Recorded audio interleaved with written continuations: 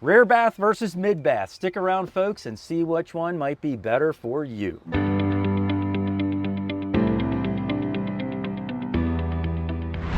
Hey everybody, Mike from RVBlogger here in front of the camera, and Susan's behind the camera. And if you've seen us before on YouTube, welcome back to the channel. And if this is your first time seeing us, welcome aboard. Susan and I make tons of videos all about RVing, and we want to invite you to subscribe to our awesome newsletters that we send out every single week so you can become a very informed and well-educated RVer. So why not join the over 150,000 people that have signed up for our newsletters so you get all our awesome information plus our videos every single week. Just head over to rvblogger.com, scroll about halfway down the page, and you'll see where you can sign up. And when you do subscribe, you'll also get a free subscription to RV Today magazine. So 8 times a year, you'll get that fantastic e-magazine in your email too. So you'll learn all that you can about this awesome and exciting RV lifestyle. But without any further ado, let's get on with our reviews of Class B RVs with either the mid or a rear bathroom. This Class B RV is the Jayco Swift model number 20T. It has a gross vehicle weight rating of 9,350 pounds, a gross combined weight rating of 11,500 pounds. Interior height is 6 feet 2 inches. It measures in at 20 feet 11 inches long, and it can sleep up to 2 people. When you first walk into this Class B camper van, on the right hand side is where the driver's cab is located. Then we wrap on around through the kitchen area into the dining, sofa, and sleeping area, and behind me is where the bathroom is located. Our first impression when we walk inside of this camper van is it feels nice and spacious in here. The biggest reason for that is because this camper van has a rear bathroom rather than the mid bath, and so it just opens everything up inside. But starting from the front, this van is built on a Dodge ProMaster 3500 chassis. It's a window van chassis as well, so all the side windows are built into this chassis right from the manufacturer. Up front, we have 2 really nice bucket seats that swivel around and face back into the van. And you'll notice up front, you've got a large touch screen here for all of your infotainment needs. You've got very comfortable seats, and all in all, it's a great driving experience up front. Over top of the driver's cab, you've got a little bit of storage area up here. And so you can throw things up here that you might need when you're coming in or out of your van, for example. So you might throw flashlights, rain ponchos, lighters, things like that up here, so it's easily accessible on your way out the door. Now, just behind the driver's seat is where our kitchen area is located. And the kitchen here is all in one line. It's very, very efficient use of space. You'll notice, first of all, here up top, we've got some really nice cabinets here, and these are like a 2-tone glossy finish, so it gives you just a really luxurious feel inside. Inside of the cabinets, they are carpeted, which is a great feature because what happens when you have carpet is it's a lot quieter when you're driving down the road and things are moving around inside your cabinets. You won't hear them bouncing around. They won't make as much noise. There is a nice single bowl sink here with a sink cover over top. Then next to that, we have a gooseneck faucet overhead. Then we have a nice big window over top of the countertop area with a screen that automatically pulls across as well, so you can get some cross ventilation in here. And then they have a 2-burner stove in here. Now, this is a propane stove. The only thing I wish they had done differently here is turn it sideways and use a more streamlined version of it. If you did it and turned it sideways so you had a burner front and back instead of side to side, I think you would pick up some significant countertop space in here, which, let's face it, every Class B RV could use more countertop space. Just behind the cooktop and off to the side here, you have a tower of power that pulls up. This will give you 2 electrical receptacles as well as a USB and a USB-C port. Down below that, we have a pull-out section of countertop, so if you do need even more countertop space, you have it right here. The other thing this can be used for is if the seat is swiveled around and facing back this way and you wanted to use it to eat a meal, I guess you could use this as sort of a countertop. There's also a countertop on the other side for the passenger seat. I'll show you that in just a second.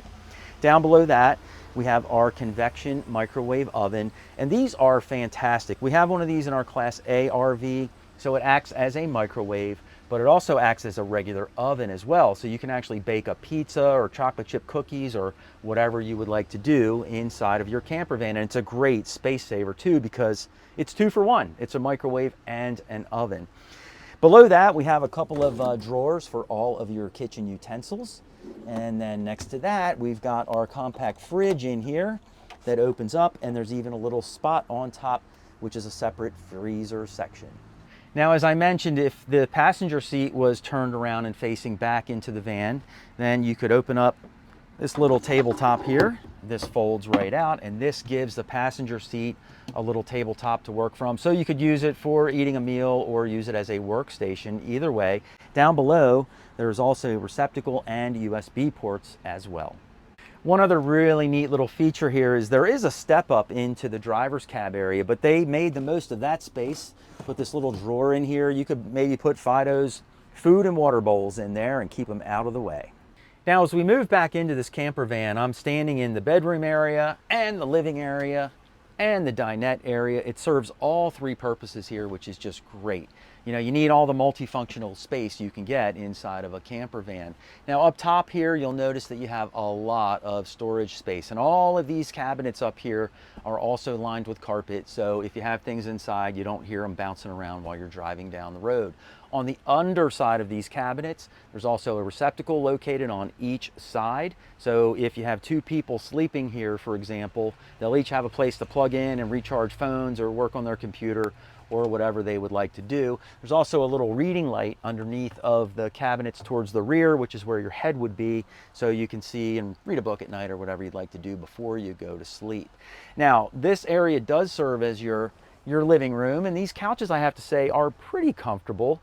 The TV location's in a great spot. It's just across from me here, so you could lounge here and watch TV from a couch position, or if each person's laying in bed, that TV is on a swing arm, so you can swing it out and face it back this way, so you can be laying down and watching TV. Or if you're sitting in your driver's seats facing the back of the van, you can swivel the TV that way, so you can see the TVs from your driver and passenger seat as well. So just a great spot for the TV location in here. Now, this also comes with a lagoon style table, and as you can see, this just swivels out and around to whatever position you would like to put it in. And although I don't think 2 people could sit across from each other and eat comfortably here, I could sit here, Susan could sit there, we'd sort of be catty corner to one another and be able to enjoy a meal. So this is really just set up for 2 people to sit in here and enjoy a meal. I'm going to go ahead and remove the lagoon table, and once I do that, I'll show you how this all converts into a nice big bed. So we've gone ahead and removed the lagoon table, and I'm standing all the way in the back of this rig. So as you can see, it can work as a twin bed model. So for those of you that like to sleep separate from one another and not bounce into each other in the middle of the night, wake each other up, a twin bed scenario works in here perfectly. If you were to do that, this one bed on my right is 80 inches long and approximately, we'll call it 29 inches wide. And so one person could easily sleep there. On the other side, I already pre-measured this, and it's 74 inches by about 29 inches on my left-hand side. So taller person on my right, shorter person on the left, and there you go. Now, if you wanted to, you could turn all of this into a nice big king size bed back here. And the way you would do that is you would just lift the cushion on my right-hand side, pull the Gaucho bed frame across so that it meets the bed on my left-hand side, and then you use your cushions in between, and that creates a bed that is actually larger than a king-size bed in the back of this van. In fact, it's 80 inches wide and about 70 or 71 inches wide, so really a good size mattress back here for you. Now, this type of a bed, if you saw us pulling the Gaucho bed across, is called a Gaucho bed. If you're not sure what that is, just hit the show notes or click the gray box up in the corner, and you can read our article over on RVBlogger.com called "What is a Gaucho Bed?" and you'll learn all about it. One more feature about your bed area back here is that this side of the bed does lift up and there is some storage underneath. So here I am standing in the shower back here, and let's get a quick measurement. As you guys know, I'm 5'11". I don't even think I need my tape measure on this one because there's about 2 fingers of space over my head before we hit the ceiling. So we'll call it 6'1" to be generous. So if you're 6'1" or taller, you're going to be a little bit cramped up in your shower. To my left here is where you have a wardrobe cabinet that opens up and you can hang your garments in here. This is also carpeted inside. It's just a really nice touch. Quiets everything down while you're driving along. And then all of your drawers in here are full extension drawers that pull out so you can stow away even more items back here in the bathroom area. Now, you're probably wondering if you're in here and this is your wet bath. And what a wet bath means is when you're in the bathroom, your shower floor is the same floor that your toilet sits on. So the toilet is in the shower, and that's why we call it a wet bath. So after you took a shower in here, you'd have to dry everything up with paper towels or something, because if you wanted to use the bathroom again and it hadn't dried on its own, it would be all wet in here. So that's why it's called a wet bath. Now in this particular setup, what you would do is take this shower curtain and it would wrap all the way around all 3 sides of this shower in here. And if you didn't do that, then water would get in your cabinets and your drawers, and it would go past the doorway and leak out into your RV. And so this shower curtain would just go around you inside the shower base. So while you're showering, all the water would stay in here. And at the front of this shower, you'll also notice we have a medicine cabinet here. So you can open this up and store some things inside. And for those of you that really have to have a sink inside your bathroom, this does have one. So that pulls right out and your sink faucet pops up, and there you go. You can wash your hands. Now, where does it drain? Right through the back here. The water pours through there and down a drain, so it's not gonna leak out into your shower area. So one other feature back here or a couple of other features back here to take note of. There are a couple of receptacles here, and there's also a spray port back here. So if you don't want to take a shower inside of here, you could just stand right outside, hose yourself off. It's nice and convenient, but you can also use that spray port for spraying off maybe your pets, your feet, your toys, your bikes, whatever you might have camping with you to keep everything nice and neat and clean. Finally, when I'm sitting on the commode in here with the back door shut and this door shut, there is no room whatsoever for the elbow test to pass, but ahead of me here, at least I feel like I've got a little bit of distance here, so I don't feel too cramped. Hey guys, we just wanted to take a quick minute and thank our friends at Blue Compass RV for letting us come on out and shoot a bunch of video tours. And if you're not familiar with Blue Compass RV, they are a large RV dealer with over 108 dealerships all across the US, and they have a fantastic feature called RV Complete that you get when you buy an RV with them. And this includes free camping for up to a year, and it also includes our favorite trip planning tool called RV Trip Wizard. So if you're in the market for an RV, be sure to check out our friends at Blue Compass RV. This Class B RV is the Jayco Swift model number 20D. It has a gross vehicle weight rating of 9,350 pounds, a gross combined weight rating of 11,500 pounds. Interior height is 6 feet 2 inches tall. The length is 20 feet 11 inches long, and it can sleep up to 4 people. There's also a Jayco Swift model number 20A, which is exactly the same as the 20D, but it does not include the pop top, so it can only sleep up to 2 people. When you first walk into this Class B RV, on the right-hand side is where the driver's cab is located. Then we swing on around through the passenger seating area, back through the kitchen, dining, sleeping, and living area. Our first impression when we walk inside of this camper van is that it's really set up for a family of 4. It's a great floor plan for traveling around with your fam and having a great time on the weekends. Now we'll start up front here in the driver's cab. This particular unit sits on a Dodge ProMaster 3500 window van chassis, and the front seats are really nice and comfy. So are the passenger seats. Very well appointed. The front and the driver's and passenger seats both swivel around so they can face into the RV. There's also a nice big screen up front for all of your infotainment that you would need up here. But sitting in the driver's seat and the passenger seats, it does feel very nice and spacious and comfortable inside of here. Now, once you move back behind the driver's seats here, that's where we enter into the passenger area. But before I show you that, I want to show you this one really neat feature. They put their TV up over top of the driver's cab here. There's a little latch that you pull, and you just pull this right out. And the TV comes out and just swivels right down, and now you can see it from the passenger seats, and a little bit later you'll see where another bed is located, so you can also see it from there. So just above where the TV is where this nice skylight is located, but this is more than just a skylight. Yes, it's a skylight to let some light in, and you can even open it and get some fresh air. There is a screen that comes across here, as well as a privacy screen, but this whole entire roof area lifts up and creates a pop top.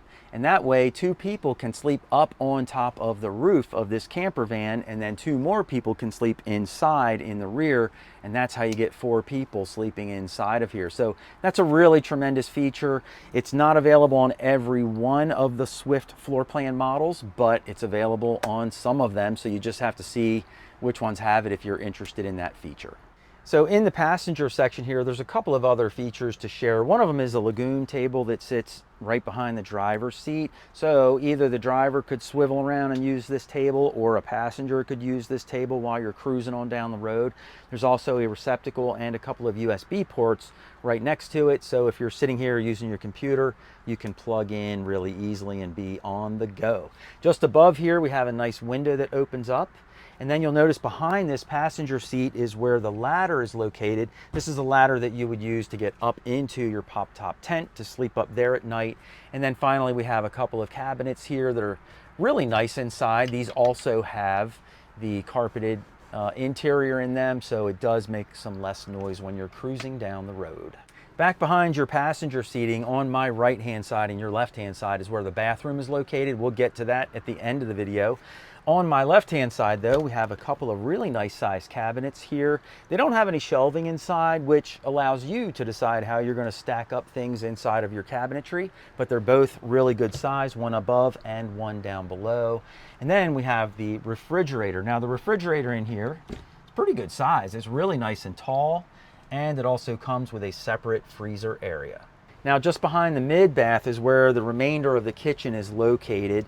And so you'll see that they have an induction cooktop back here, as well as a sink cover which goes over top of the kitchen sink. This also has a gooseneck faucet over top of the sink. And then you have this nice window over top of your countertop area, which is great. You know, you want this whole area to be nice and bright when you're working back here. And there is really a lot of countertop space here as well. There's also a tower of power back here in the corner, so you get a couple receptacles, a USB and a USB-C port as well. You might notice a little bit of red fluid up here on the countertop. We're at a dealership now. They winterize all of these units, and they put the red antifreeze into the fresh water tanks in all of these rigs. Now, RV antifreeze that goes into the water tanks, that's this reddish color, is non-toxic. The antifreeze that goes in your engine, the green stuff, is highly toxic, so you don't want to ever drink anything like that. But the red stuff, you get it washed out, it goes away, you don't even taste it, and your water is nice and fresh without your pipes freezing over the winter time. Down below this countertop here, we have a convection microwave. This will both microwave and act as a regular oven, so if you want to bake a pizza or something, you certainly can. And then you've got a couple of drawer spots here. This is like an expanded countertop with some room underneath for your kitchen utensils. It's even got a little cutting board in here. And then down below that, we have another drawer for some of your kitchen utensils here as well. And finally, there are a couple of cabinets underneath of the sink for even more storage. A couple of other nice features to point out in the kitchen. There is actually a JBL speaker location here. You can use this speaker both indoor and outdoor. They are waterproof, and a lot of units come with them now, so that's really nice to have. And then there are a couple of lights under here. There's also a spray port on the end of the kitchen, so you can hose off outside behind your van. Up above me here, there are also a couple of cabinets for even more storage. So back here in the back of this van, now Susan's standing all the way in the back and I'm sort of in the middle of the van, and this is where your sleeping area is, right across from the kitchen. Up top here, you'll notice that we have more of these gorgeous two-tone cabinets with the spring assist doors in there. There's also carpet inside all over your cabinetry. So you've got plenty of storage back here. Down below that, we have a couple of windows. One is fixed and the other opens to get you some cross ventilation back here.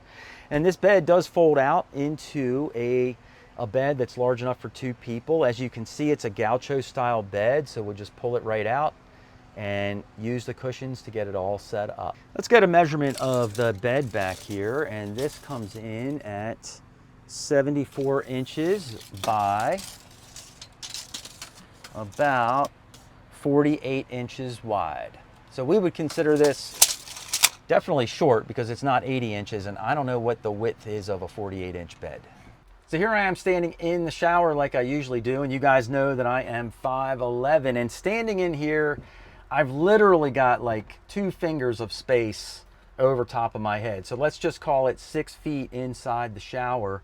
So you taller guys are gonna have to squinch down a little bit to be able to take a shower in here. But next to me on my right-hand side, this is where your medicine cabinet is located. So you've got some closed storage shelving there, and then there's some open shelving below that. On my left-hand side is where your sink is in here, and there's also a little shelf here for your shampoo and soap and things like that. Finally, when I sit down on the commode in here, there is no way that I'm going to be able to pass the elbow test, but it does feel roomy and spacious enough in here, even with the door in the closed position. Hey guys, let us know which one of these Class B RVs you like better and why, and if you like the mid bath versus the rear bath better as well. We would love to hear from you guys in the comments down below.